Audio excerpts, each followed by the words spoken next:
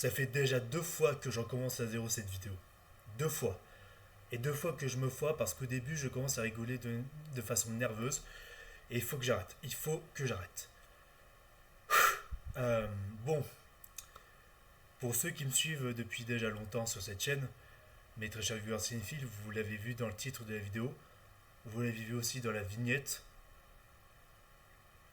On va pas passer par 4 chemins. Faut que vous sachiez un truc, c'est que là j'ai pas la casquette sur moi. Pourquoi? Là je porte pas la casquette. Pourquoi? Parce que c'est pas Queen Porg qui va vous parler. C'est Raphaël. Raphaël que vous connaissez déjà à travers ses vidéos depuis déjà quelques années.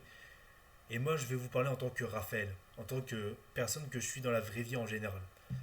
Bon, dit comme ça, c'est vrai que même pour ceux qui me suivent pas à la base et qui tombent par hasard, je sais pas, sur cette vidéo, bon, c'est vrai que je parle souvent à cœur ouvert et que j'ai cette tendance, on va dire, à dire franchement les choses à 100% sans jouer un personnage. C'est ce qui fait bah, aussi, on va dire, l'image de la chaîne à la base. Mais, il faut savoir que, tout simplement, excusez-moi, je réfléchis, mais hein, je, je suis un peu fatigué, excusez-moi, il est tard au moment où je tourne cette vidéo. Mais je dois la faire parce que c'est extrêmement important et je dois vous en parler. Parce que je peux plus garder ça sur moi, il faut que j'en parle. Il faut que ça se sache. C'est compliqué. Excusez-moi.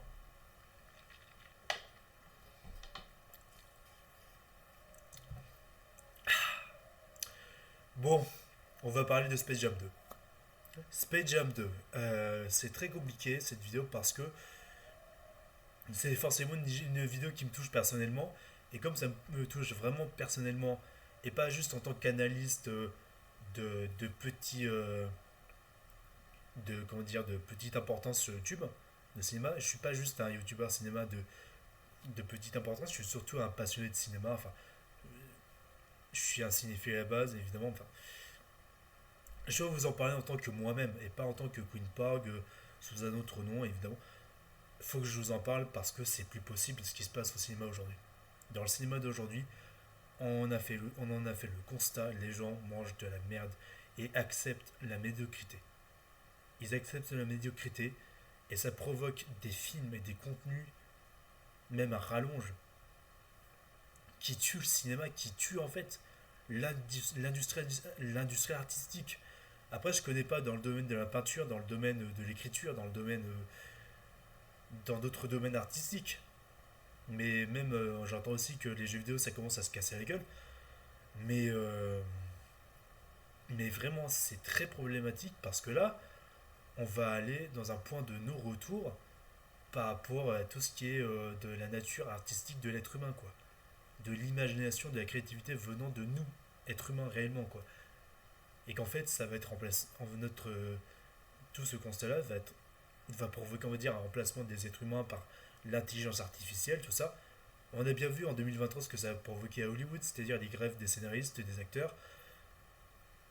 Mais vous en faites pas, comme je vais vous parler de Space Jam 2, on va justement en parler dans cette vidéo. Et pour ceux qui ont vu Space Jam 2 comme moi, savent de quoi je parle. Mais justement, on va y venir.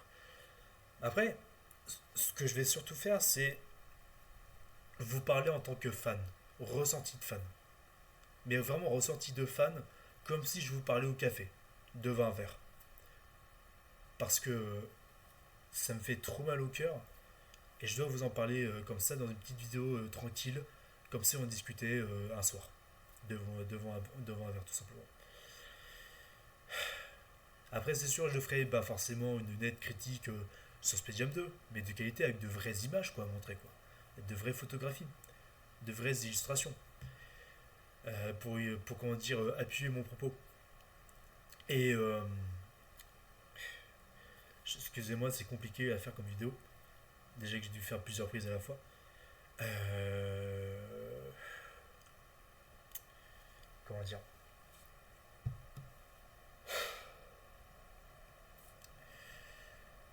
Bah franchement, qu'est-ce que je pourrais vous dire?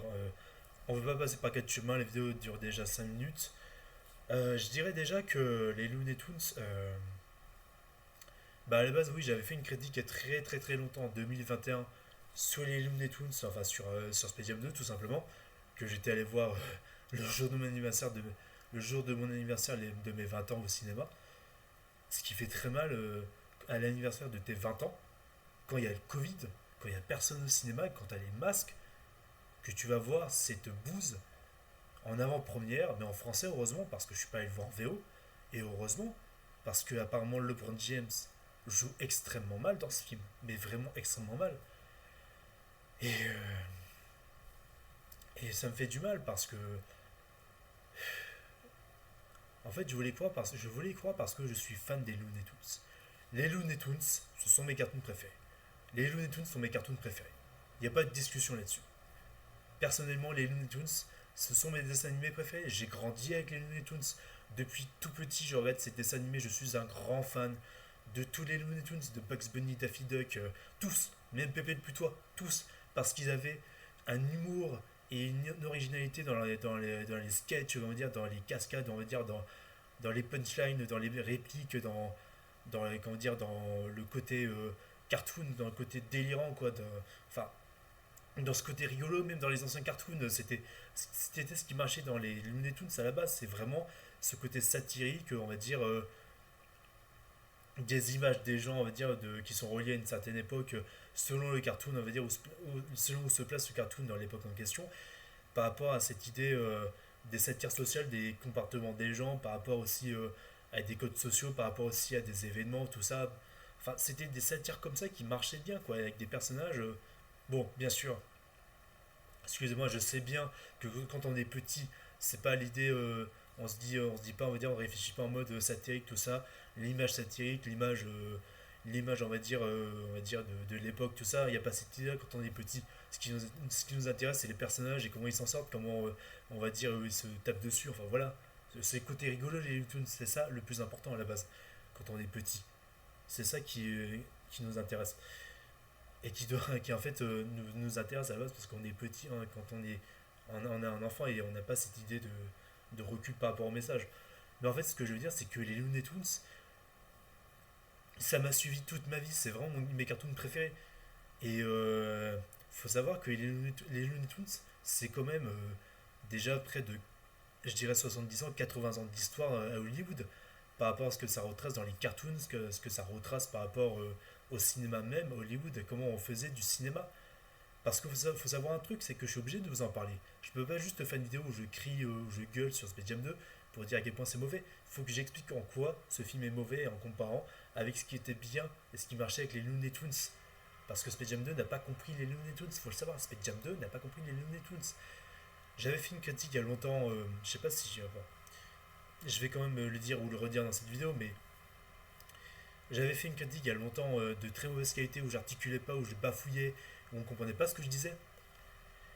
Et c'est une vidéo que je trouvais médiocre, que j'étais obligé d'effacer parce que c'était vraiment naze, quoi. C'était justement la vidéo en question que j'avais faite sur Space Jam 2, on va dire ma critique sur Space Jam 2, que j'étais allé voir en 2021, quand je vous parlais du truc. Et donc, du coup, excusez-moi.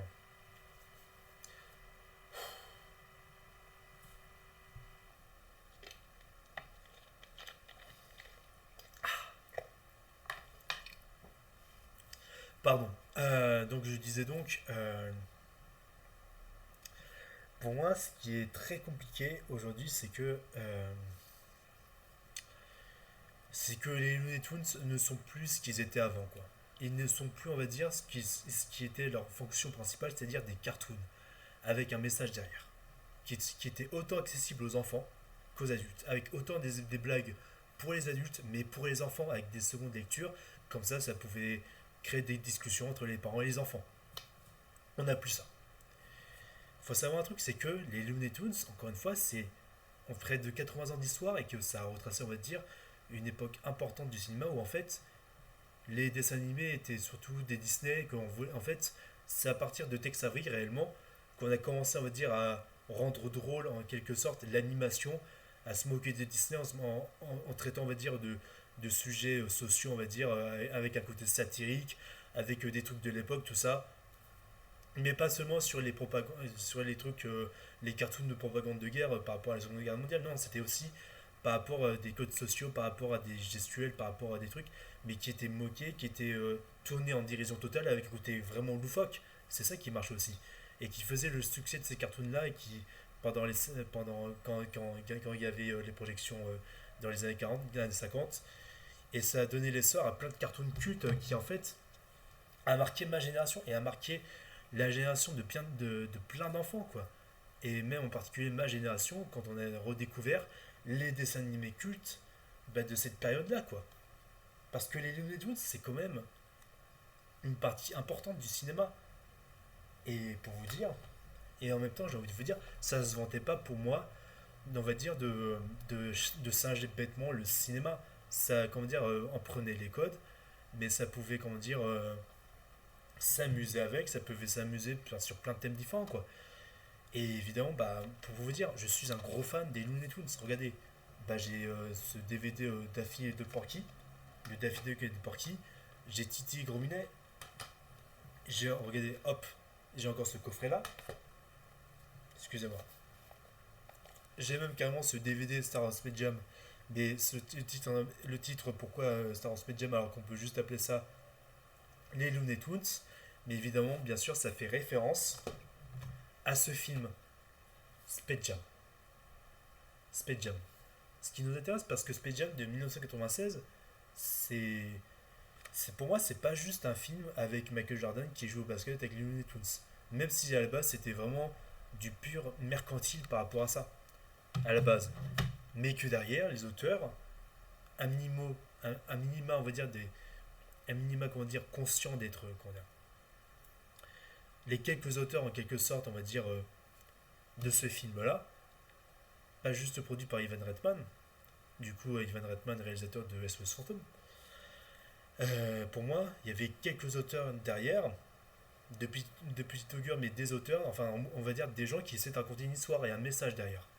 Un message par rapport à la satire d'Hollywood, par rapport aux Looney Tunes qui étaient réellement les héros de l'histoire, quoi. Et qui étaient égales à eux-mêmes. C'est ça qui marchait. C'est que le personnage était respecté, quoi. Et en fait, Michael Jordan, c'est juste une excuse pour, certes, on veut dire du marketing, évidemment, pour le film, je suis d'accord, mais c'était aussi pour moi une idée.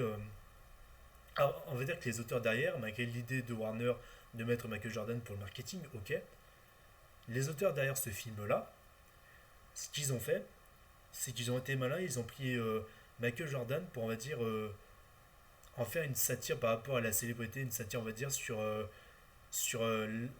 comment dire, la popularité d'une star, on va dire, par exemple, bah, exemple parfait avec Michael Jordan, mais que derrière, ça racontait, on va dire, un côté attachant avec Michael Jordan, même si, bien sûr, il jouait extrêmement mal dans la version originale, évidemment, et que le doublage français sauve le truc du film original, mais par contre, ce qui est intéressant, c'est que Michael Jordan, c'était pas juste une image de la star, tout ça, qui était genre une, une figure, on va dire, juste pour le fric et tout, qui pouvait se vanter d'être la superstar. Regardez, j'ai mon chèque et tout, regardez, hein, je suis Michael Jordan. Déjà que Michael Jordan, il faut savoir un truc, c'est qu'il détestait ce film. Il a détesté tourner dans Space Jam et qu'il faut absolument jamais lui en parler, quoi. À chaque fois, quand on évoque ce film avec, quand il est en interview, il nous dit, il peut dire, enfin, il peut dire, on va dire aux journalistes, non, non, arrêtez de parler de ça, je ne veux pas en parler. Pour vous dire à quel point le mec a détesté tourner dans ce film-là, alors que je suppose à la base, il a voulu tourner dans ce film, par exemple, pour les enfants, bien sûr, pour ses enfants, à lui, pour faire plaisir à ses enfants. Mais ce qui était intéressant dans Space Jam 1, c'est que quand même, Michael Jordan, il avait ce recul, on va dire, comment dire, de star, parce qu'en fait, tous les gens autour de lui arrêtaient pas de lui lécher le cul. Dans le film en question, c'est la blague récurrente avec Michael Jordan, c'est que tout le monde lui lèche le cul, comment dire, il le favorise, en fait, il idéalise carrément. C'est ça qui est assez marrant, mais pour montrer à quel point qu'aujourd'hui les gens peuvent idéaliser une star sans réellement la connaître et sans en voir les défauts.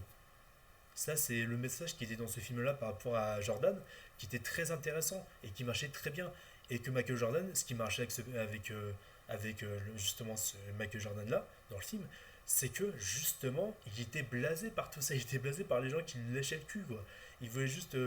être un père simple, il veut juste être un homme simple qui vit du basket, qui veut changer de sport, enfin qui veut vivre avec sa famille, tout ça.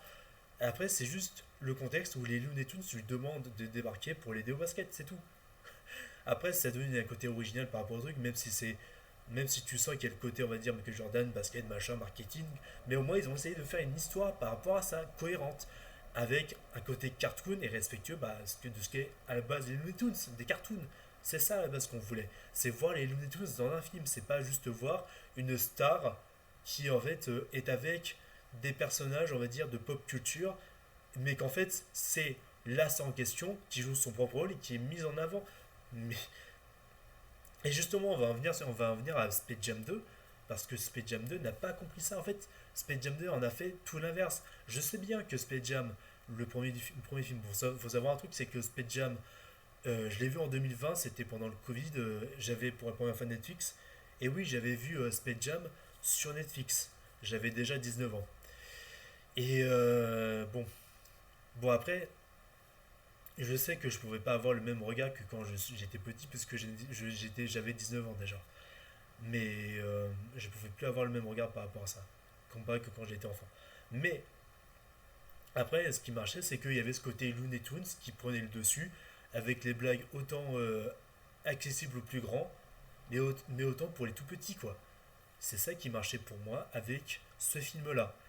Et Michael Jordan en était attachant, même si tu vois que Jordan en a strictement rien à foutre d'être là dans ce film, clairement, mais que quand même, j'ai envie de te dire, l'écriture faisait que le tout était cohérent et le tout était fun et respectueux des Looney Tunes, Michael Jordan ou pas, et que c'était un film qui se tenait malgré tout. Donc voilà ce que je peux dire là-dessus, mais vraiment, pour vous dire à quel point les Looney Tunes, encore aujourd'hui, à 23 ans, ça me marque encore, ça me marque encore. Pour vous dire, j'ai des figurines Lego. Regardez, j'ai Bip Bip, j'ai Coyote, j'ai Daffy. Et d'ailleurs, bon, un peu hors contexte, mais j'ai fait une, j'ai fait un court métrage, on va dire, en stop motion avec des figurines de Daffy et de Cominet, que j'ai là par exemple. Et du coup, j'ai Speedy, Speedy Gonzalez, j'ai aussi Titi. Mais il faut savoir un truc, c'est que vraiment, les Looney Tunes, je les adore tous. J'adore Bugs Bunny, j'adore Daffy Duck, j'adore même Pépé le Putois, parce qu'ils avaient chacun une personnalité, ils avaient des répliques, ils avaient des caractérisations qui marchaient, quoi, qui pouvaient marquer, même quand on est gamin. J'ai même vu le film Les Looney Tunes passent à l'action avec Brandon Fraser, qui m'avait marqué, que j'avais vraiment kiffé, que j'ai vu une fois, mais que j'ai vraiment kiffé beaucoup, vraiment. Les Looney Tunes, ça m'a toujours suivi quand j'étais enfant, et ça me suit encore quand je suis adulte, parce que ce qui marche avec les Looney Tunes, c'est que c'est accessible pour tout le monde, vraiment.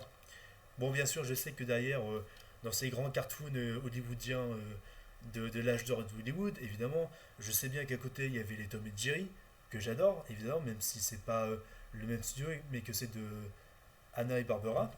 Pareil pour les foot du volant, et qui m'a aussi marqué quand j'étais petit. Parce que les gens, faut savoir un truc, c'est que les gens de ma génération, on le sait tous, entre nous les gars, et là je m'adresse à ma génération, on a été marqué par ces dessins animés-là, mais surtout par les dessins animés originaux de ces dessins animés-là, de ces cartoons-là. Vous savez, les années 50, les années 60, c'est ce qui nous a fait découvrir ces personnages-là. Les Scooby-Doo. Bon, certes, on a eu quoi de Scooby-Doo dans les années 2000, mais c'est à partir de là qu'on a eu Scooby-Doo dans le dessin animé des années 70. Vraiment, je suis un fan de cartoon. J'ai l'âme d'un enfant parce que ces dessins animés s'adressent autant à moi encore aujourd'hui quand je suis adulte. Et c'est toujours agréable. Et en plus, c'était super bien conté, c'était intelligent, c'était drôle, c'était efficace, c'était rigolo, quoi. C'est ce qui marchait vraiment avec ces dessins animés-là. Mais c'était pas pour autant infantile. C'était enfantin, mais c'était pas infantile. Donc, du coup, excusez-moi. Donc, vidéo assez particulière parce que. euh, Pardon, excusez-moi, j'ai eu un renvoi. J'ai une mauvaise digestion, j'y peux rien, c'est par rapport à mon métabolisme, c'est un peu compliqué. Du coup, Space Jam 2. En fait, ce que je vais faire, c'est que, en gros, j'ai dû le dire dans ma vidéo, je sais plus, mais je vais faire cette vidéo-là où je vais vous parler en tant que avec un ressenti personnel. Ensuite, je vais faire une nette critique sur Space Jam 2, si j'ai le temps, avec des illustrations, avec, on va dire, pour appuyer mon propos. Et peut-être plus tard, mais vraiment plus tard, peut-être quand j'aurai les moyens sur cette chaîne, quand j'aurai plus de moyens, faire comment dire, une critique complète pour vraiment défoncer tout le film et pointer sur tout ce qui va pas dans ce film. Space Jam 2, Nouvelle Ère, c'est vraiment l'anti-cinéma, c'est vraiment l'anti. euh, c'est compliqué à dire. C'est vraiment l'anti-animation, c'est l'anti-film pour enfants. En fait, je sais bien qu'à côté, Space Jam s'est inspiré de Qui veut la peau de Roger Rabbit, qui a été réalisé par Robert Zemeckis et qui a été produit par Steven Spielberg, je le sais bien, évidemment. Film culte d'ailleurs, mais excellent film. Mais le truc, c'est que là où Space Jam a été malin, c'est que non seulement, ok, il a repris de l'animation avec des prises de vue réelles, ok, avec de vrais acteurs, mais là c'était avec les Looney Tunes, mais derrière, il a respecté les Looney Tunes et le message par rapport à ça, quoi. Et même si Qui veut la peau de Roger Rabbit Qui veut la peau de Roger Rabbit est un film nettement plus intelligent avec un vrai propos sur Hollywood, sur dire les stars, sur les cartoons, tout ça. Tout ce qui est on va dire stars en perdition, cartoon en perdition, tout ça. Et justement, Space Jam 2, le truc qui s'est passé avec Space Jam 2, c'est que, voyez-vous, il y a eu Ready Player One. Ready Player One de Steven Spielberg. Ready Player One, qui est mon film de Spielberg préféré, vous savez, sur ce monde virtuel où tout le monde peut incarner un avatar avec Percival, ce héros qui, on va dire, va trouver des différentes clés, on va dire, comment dire, pour récupérer un trésor, on va dire en gros, dans cette oasis, on va dire l'oasis, ce monde virtuel, tout ça. Mais vraiment avec plein de références culturelles, avec les Tortues Ninja, avec le Géant de Fer, avec la DeLorean, enfin plein de références comme ça, même Terminator, enfin plein de références Gundam, enfin tous ces trucs-là à la fois dans ce film. Mais ce qui marchait avec Ready Player One, c'est que ce qui était intelligent avec Ready Player One, c'est que c'était des références de films, de séries de jeux vidéo et Courtney Conti, qui en fait étaient non seulement des clins d'œil, mais qui avaient des clins d'œil qui avaient du sens, mais qui avaient du sens par rapport au récit et par rapport à un propos sur Hollywood, par rapport aux propos comment dire, de Spielberg, qui en fait dénonce l'industrie hollywoodienne, qui en fait se contente de la médiocrité et se contente, on va dire, de repomper sur les sagas des années 80, sur les licences d'avant, pour, on va dire, comment dire, repomper, on va dire, faire du réchauffé et répéter, répéter, mais en faire tout autant dans pour en faire pire dans la pour en faire pardon pire dans la médiocrité, pardon. C'est ça qui est en fait ce que voulait dénoncer Spielberg. Et donc après cette longue vidéo en question, cette longue introduction où je devais quand même vous parler de tous ces éléments là, parce que euh, Space Jam 2 a fait les mêmes erreurs, on va dire, que Space Jam 1, là où plutôt on va dire que le marketing de Space Jam 1 avait fait la même erreur à la base pour Roger Rabbit. Mais ce qui était intéressant, c'est que Space Jam avait des auteurs, avait, on va dire, des gens, pardon, on va dire entre guillemets des gens, qui, on va dire, voulaient raconter une histoire. Et c'est pour ça que ça se tenait, quoi. Je sais que le film Space Jam 1 aurait peut-être eu plus d'impact pour moi si je l'avais vu plus petit, bien sûr. Mais après, le film se tient, et pour moi, ce qui m'a convaincu, c'est que, avec tous les éléments que je vous ai dit de positifs sur Space Jam, apparemment, par rapport à ça, il n'y a rien à dire. Mais Space Jam 2, le problème, c'est que non seulement le film a été écrit par une intelligence artificielle, clairement, et en plus, c'est Warner Bros. Qui s'est dit tiens, on va faire notre pub. On, met, on va juste pas faire des clins d'œil mais qui ont du sens. Non, non, on va mettre Matrix au pif, on va mettre Batman au pif, on va mettre Game of Thrones, euh, Mad Max, on va mettre Casablanca, mais tout au pif, même Harry Potter, on s'en bat les couilles, on s'en bat les couilles. Et en fait, ils mettent tout ça au pif juste pour mettre le catalogue. Regardez, on a plein de trucs géniaux. Et en fait, c'était pour une pub de merde pour leur plateforme HBO Max. Et en plus, ce qui est ironique, parce que Warner Bros, pendant le Covid en question, avec cette plateforme de merde, non seulement ils mettaient les films qui étaient censés être au cinéma en plateforme, mais en plus, ils les sortaient en même temps au cinéma. Ce qui faisait que les gens préféraient aller sur leur télé au lieu d'aller au cinéma et que ça tuait les films au cinéma. Et forcément, ça a fait des flops. Et forcément, bah, il y a plein de films qui se sont cassés la gueule, quoi. Et même des films de merde, je vous rassure. Mais, ou par exemple aussi, bon, enfin, c'est n'importe quoi. C'est juste n'importe quoi. C'est débile à quel point le cinéma marche comme ça aujourd'hui parce que les gros studios, les gens qui sont à la tête de ces studios-là, ne sont pas conscients de ce qu'ils ont entre les mains, c'est-à-dire des licences et des œuvres. Et en fait, ils préfèrent, on va dire, soit aller dans des messages politiques, que ce soit le wokisme ou l'anti-wokisme, enfin, surtout le wokisme par rapport, on dire, à des idéologies, ou même pas que ça, bien sûr, il n'y a pas que ça, évidemment. Je sais bien qu'il n'y a pas que wokisme, anti-wokisme, je sais bien, attention. Mais cette idée, on va dire, on va étirer des licences, on va, comment dire, je sais pas moi, inclure des personnages dans des films différents, faire un film sur chaque personnage de chaque licence, enfin, c'est du délire quoi. C'est Hollywood s'essouffle quoi, et on le sait, on le sait. Et j'ai dû le dire en début de vidéo, mais je rappelle qu'il y a eu la grève des scénaristes et des acteurs. Il y a eu la grève des scénaristes et des acteurs en 2023 et ça a été un vrai constat par rapport au truc, dans le sens où ça a fait que comment dire, provoquer plus de distorsion entre les studios et les gens qui travaillent dans le cinéma parce que avec l'intelligence artificielle en fait qui veut primer, qui veut comment dire supprimer plein de métiers quoi. Mais les métiers artistiques, les métiers de doublage en France, c'est vraiment très grave ce qui se passe les mecs. C'est extrêmement grave parce que ça peut tuer l'art, ça peut tuer la créativité des gens. Les gens peuvent se retrouver à la paille, ils peuvent se retrouver au chômage, et en fait on va laisser faire des machines, alors que nous les humains on va faire quoi? Notre utilité c'est d'être utile et de faire quelque chose quoi, de nos mains. J'en ai déjà parlé dans ma vidéo sur l'intelligence artificielle par rapport à un film, par rapport à une intelligence artificielle qui a été écrite, enfin qui en fait, pardon, une intelligence artificielle, pardon, excusez-moi, qui a écrit un film qui a été projeté à Londres, mais que les Londoniens ne sont pas allés voir parce que, enfin que les Britanniques ne sont pas allés voir parce que qu'est-ce que c'était que ce truc quoi, on va dire. Mais je vous mettrai la vidéo en lien dans la description, vous irez voir par vous-même. Mais vraiment, dites-vous que, mais on fait ça le truc, c'est que j'ai l'impression que les gens, non seulement les gens sont habitués à la médiocrité et s'en fichent, et en fait, mais vont quand même consommer parce que ils veulent quand même consommer de la merde, ils veulent juste se marrer devant ces trucs-là. Mais derrière, ça va pas plus. Ah, je sais pas moi, ça va pas plus les marquer que ça, mais ils vont quand même consommer alors qu'ils disent que c'est de la merde. Soyez cohérents dans ce que vous dites, les mecs, sans déconner.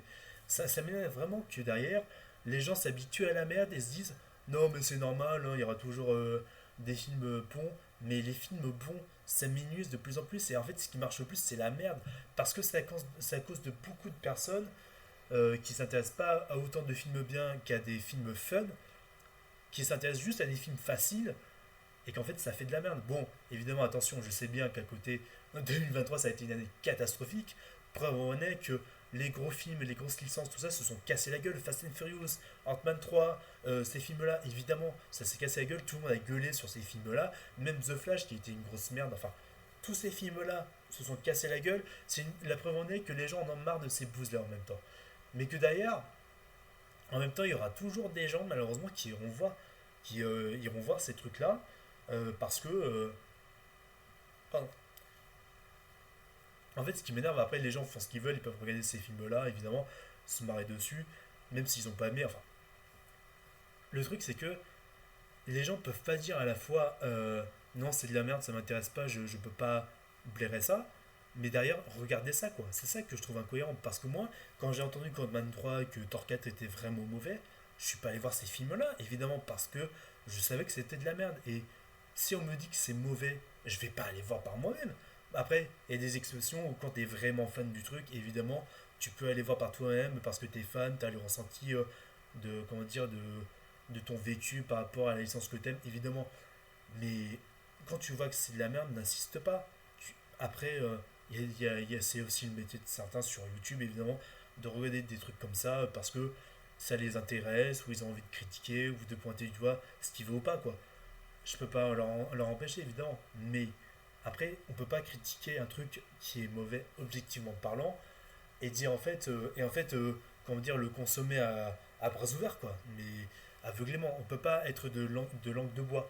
Ça me rappelle, bah, je vais pas revenir sur ce clash-là, mais par rapport à MJ Fermla qui était très incohérent par rapport à ça, qui disait vraiment tout ce qui allait pas sur les trucs qu'il dénonçait, enfin qu'il critiquait, mais derrière il les consomme. Mais je suis même pas là pour parler de ça, je suis là pour parler de Space Jam 2.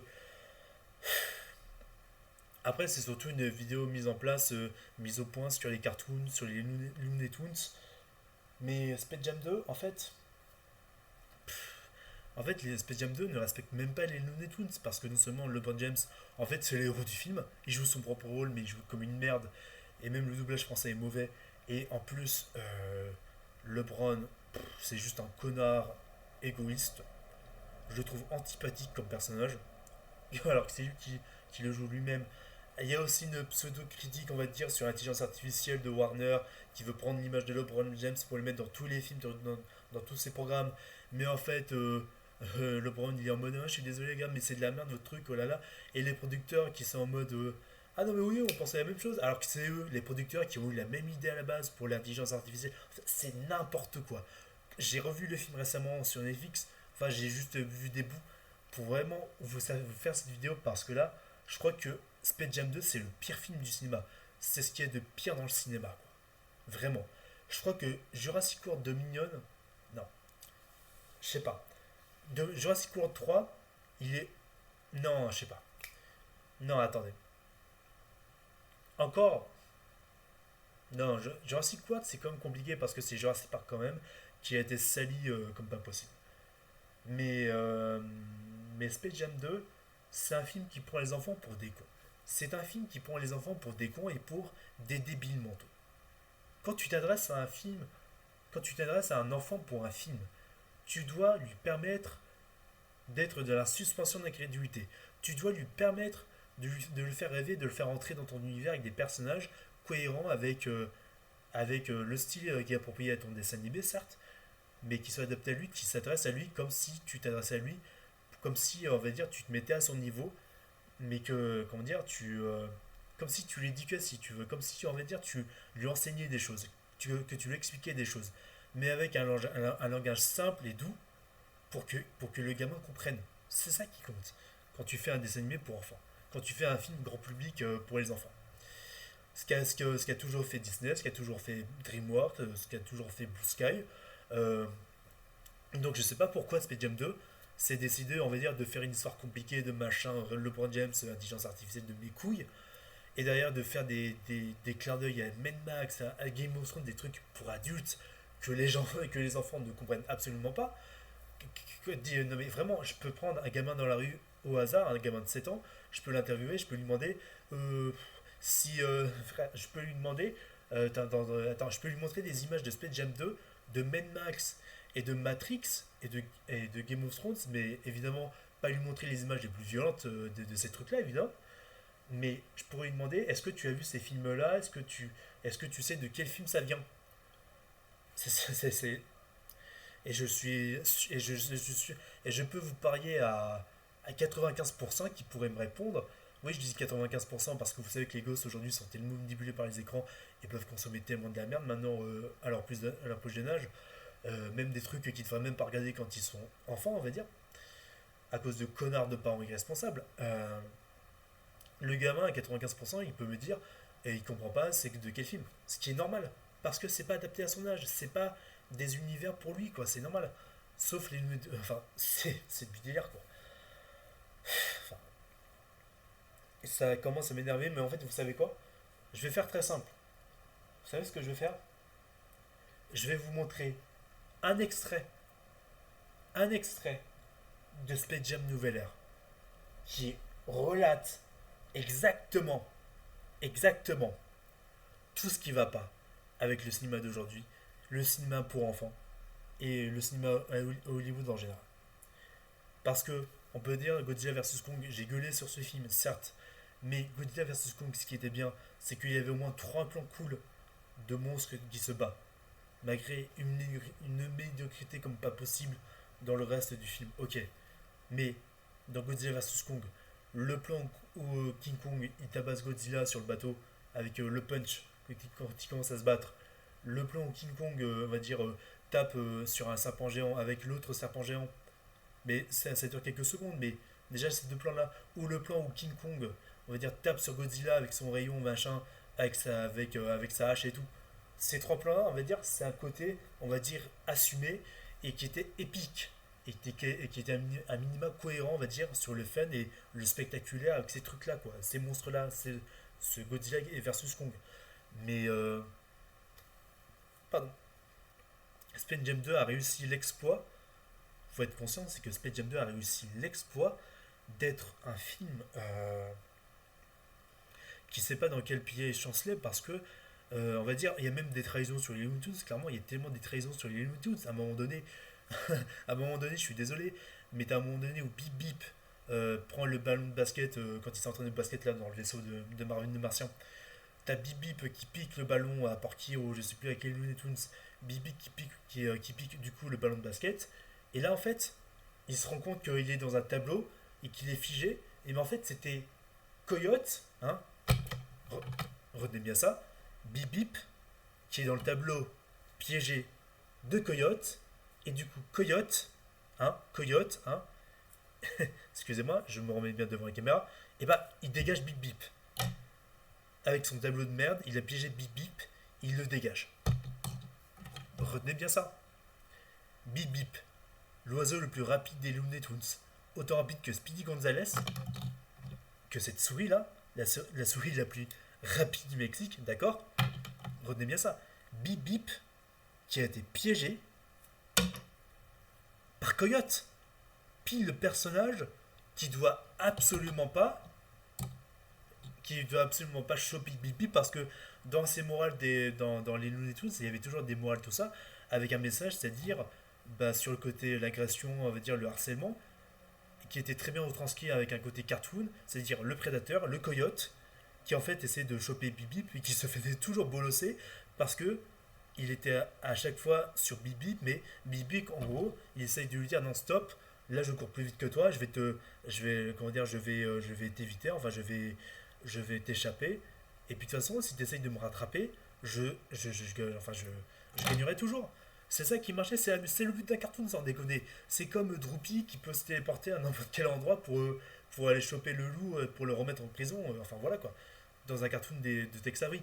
Mais pour vous dire quoi. Et là, vous vous dites, mais comment tu peux niquer à ce point les règles comme ça de ta licence et ne pas respecter la base de ton écriture et de ce que tu adaptes quoi. Et même tout le film, frère, j'ai tellement de facilité scénaristique, mais vraiment. En plus, à un moment donné, le fils de LeBron James dans le film, il se comporte comme un gamin naïf qui est comment dire, est omnibulé par l'intelligence artificielle qui est d'ailleurs l'a kidnappé. Mais en fait, il est admiratif en mode parce que enfin, l'IA, elle peut faire plein de trucs cool et tout. Elle aime les jeux vidéo, mais la façon dont le gamin se fait manipuler comme un enfant, alors qu'il a au moins 17 ans dans le film. Même l'acteur, enfin, c'est du délire quoi. C'est n'importe quoi. C'est n'importe quoi. Et me relancer même pas sur le tout début de film où en fait en fait c'est comme si on avait coupé au milieu d'un film et que ça commençait par un milieu de film où en fait c'est la maman qui dit à son fils à LeBron quand il est petit je suis désolé de pas être là mais j'espère que tu vas assurer parce que mais vraiment comment tu mais le film a été écrit par une intelligence artificielle. Il n'y a pas d'autre explication. Bon, après cette longue introduction et ce long résumé, on va dire, des Looney Tunes, euh, et de leur histoire un petit peu, et de ce que j'en sais, et de mon vécu par rapport à ça en tant que fan, maintenant, je vais vous montrer l'extrait de Space Jam Nouvelle Ère, qui résume exactement, mais vraiment exactement, ce qu'il ne faut pas faire avec, quand tu as une star principale qui joue son grand rôle, tout ça. Ce qu'il ne faut pas faire bah, pour, comment dire, lécher le cul aux stars par comment dire par admiration de je sais pas quoi. Bref, je vais vous montrer tout ça. Je vais placer mon ordinateur et on se dit à tout de suite, clairement, et on en reparle.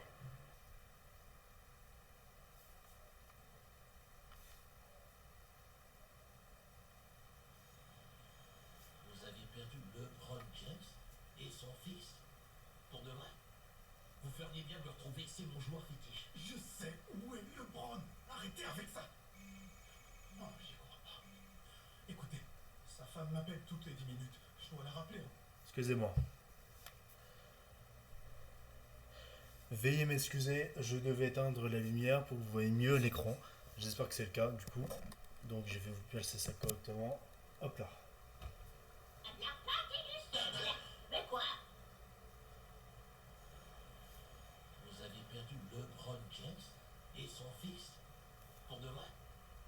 feriez bien de me retrouver, c'est mon joueur fétiche. Je sais où est LeBron. Arrêtez avec ça.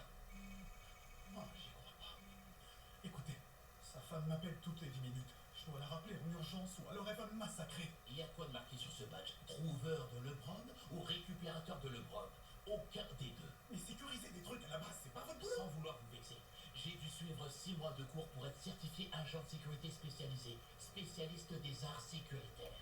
Et plus vite vous admettrez le fait que vous avez perdu le plus grand sportif sur cette terre, plus vite vous pourrez reprendre le cours de votre vie. Je suis professionnel, un professionnel, moi. Je l'ai pas perdu et je vous ai pas demandé si vous pouvez, Cavillard.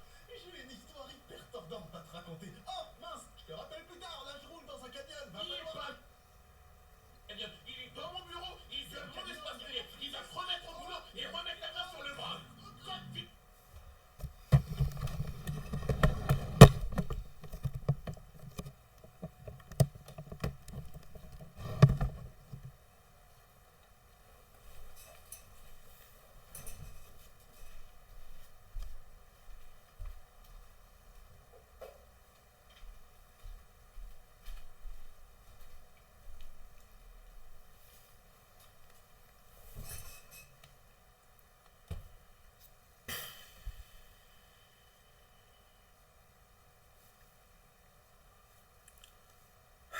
Paye ton scénario de merde.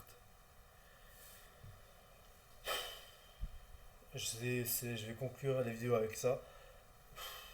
Non mais vraiment, je suis désolé. En fait, vous savez quoi? Je vais vous montrer la scène. Attendez. Je vais vous dire un truc très simple. Un truc très simple. Là, vous voyez, genre le gars, le manager de LeBron, ou le frère, je sais plus. Le manager de LeBron en mode, il appelle la femme de LeBron en lui disant non mais attends, j'essaye de le retrouver machin. Enfin, il n'est pas perdu. Enfin, il est dans un endroit cool. Enfin, je suis dans un canyon. Je peux pas t'appeler machin. Et bon, bien sûr, vous vous doutez, la femme va débarquer et tout. Ça va créer un quiproquo de merde avec un gag de merde. Enfin, cliché mais déjà vu comme pas possible. Regardez bien ça. Là, dans dans 1, 2, 3.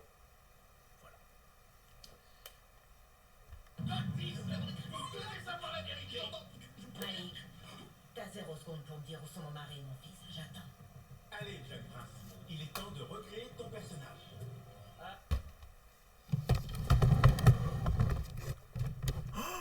Mais vous êtes sérieux ceux qui ont créé ça? Vous êtes sérieux ceux qui ont créé ça? Mais vous le faites exprès. Vous le faites exprès, c'est un truc de ouf. Ah là là là là là là là là là là là là là, putain. Mais comment on peut écrire des scénarios de merde comme ça? C'est quand même du génie. Genre t'as le mec de la sécurité, on lui dit que LeBron James a disparu dans les studios de la Warner. Il travaillait à la Warner le frérot. On dit que LeBron James, il a été vu la dernière fois à la Warner Bros. Le mec il va pas se dire faut chercher LeBron James les gars, la sécurité faut qu'on recherche LeBron James déjà s'il est dans les studios de la Warner Bros. Déjà hein. Et faut le dire aussi à la police, hein. Faudrait dire à la police déjà enfin pour retrouver LeBron James, hein, déjà. Et aussi chercher dans les studios de la Warner, enfin chercher partout en fait, ce qui est normal.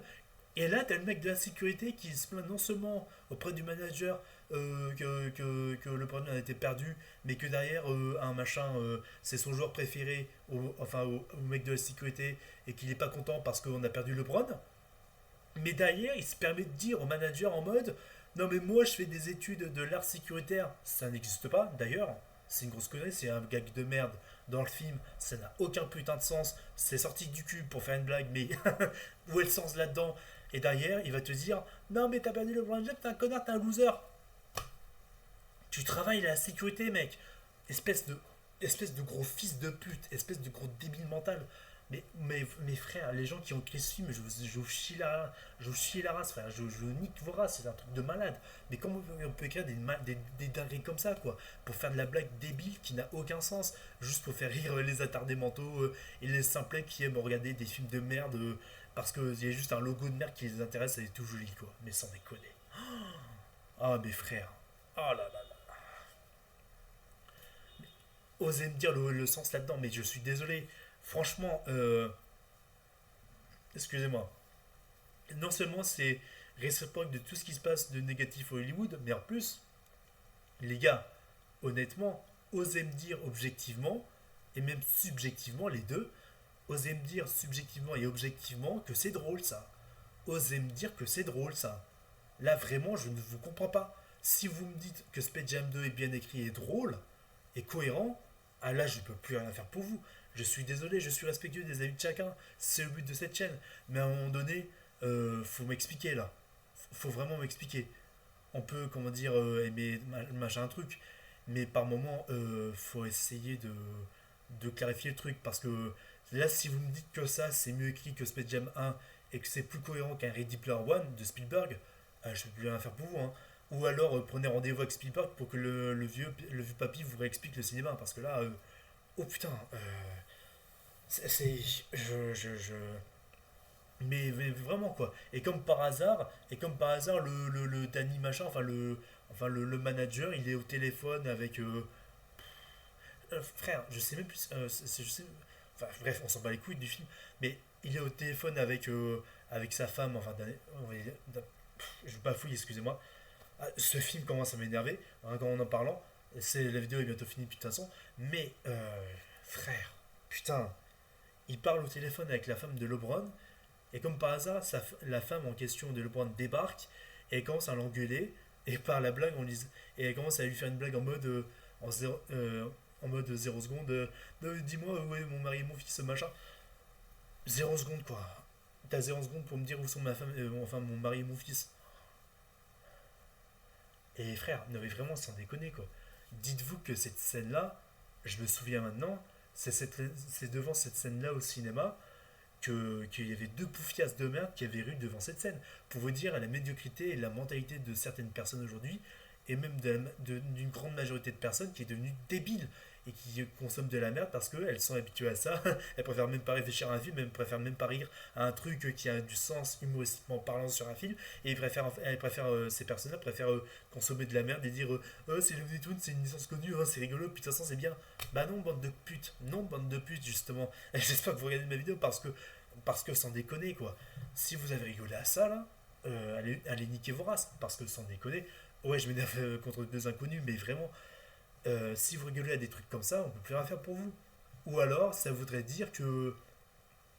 Non, mais vraiment, ça voudrait dire qu'à côté, que les blagues de l'âge de glace 5 sont plus drôles que dans les. Que les Looney Tunes, ou même que c'est encore plus drôle que je sais pas moi, que Shrek. Mais sans déconner, quoi. Au secours. À un moment donné, les gens devraient faire attention. Franchement, les gens, si vous regardez cette vidéo, intéressez-vous à plein de trucs, ok, faites comme vous voulez, mais vraiment, faites attention à ce que vous regardez aussi. Faites attention. Plutôt, c'est un peu méchant de le dire comme ça, mais plutôt, je vais le dire de cette façon-là. Prenez du recul sur ce que vous regardez. Prenez du recul sur ce que vous regardez. Parce que il y a des films qui sont, comment dire, inclus dans leur époque, qui sont, euh, comment dire, dans la postérité par rapport à leur époque, ok. Mais à un moment donné, par exemple, pour Space Jam 2, prenez du recul, sachez que, soyez conscient de ce que vous regardez, quoi. Soyez conscient de ce qu'on consomme dans le cinéma, et ça se passera bien, et ça mettra un point d'honneur au studio, qui se diront peut-être, hein, on devrait peut-être aller voir on devrait faire peut-être des bonnes productions au lieu de faire de la merde. Et ça, c'est justement Artus qui l'a dit dans une interview, c'est que si un petit truc en plus a marché, en gros il a dit comme ça, mais bon, si un petit truc en plus a marché, c'est que les gens ont apprécié de voir un bon film au cinéma et en fait préfèrent aller voir des bons films que d'aller voir des films de merde. Et là-dessus, je peux défendre carrément Artus et je rejoins complètement là-dessus. Après, il y a un truc qui me questionne, c'est que comment il a pu tomber sur des producteurs qui ont refusé, on va dire, de la production d'un petit truc en plus par rapport aux acteurs handicapés dans le film. Et il a dit en interview à un moment qu'il y avait des producteurs qui disaient non, on a peur des handicapés, tout ça. Et Artus, il a dit en interview, qu'il s'était dit ah ouais, on peut avoir des discours comme ça encore aujourd'hui, tout ça. J'espère qu'Artus, réellement, je pense qu'il l'a fait malgré tout, parce que vu comment comment il s'exprime, comment il a fait son film, un petit truc en plus, forcément il a dû lui dire au producteur, attendez, c'est quand même mes acteurs, ok, ils sont handicapés, c'est quand même un message que je veux faire, de tolérance que je veux faire passer, c'est des personnes avant tout. J'espère qu'il l'a dit comme ça en tout cas. Ça me rassurait qu'il l'ait dit comme ça, parce que pour faire un film, un petit truc en plus qui, en plus, est le plus gros succès de la France, du box-office français de cette année, enfin voilà quoi. J'espère que là-dessus il a été cohérent, mais je pense aussi qu'il est conscient que c'est bien de servir des bons films que de servir des films de merde, c'est sûr. Bon, c'est sur ces mots-là, après cette longue vidéo, que je vais finir là. Merci à tous d'avoir regardé cette vidéo. C'était Raphaël, Queen Poirier à la base, mais Raphaël. Et on reviendra pour de prochaines aventures. On se dit à la prochaine pour de prochaines vidéos et bonne continuation à tous. Salut à tous.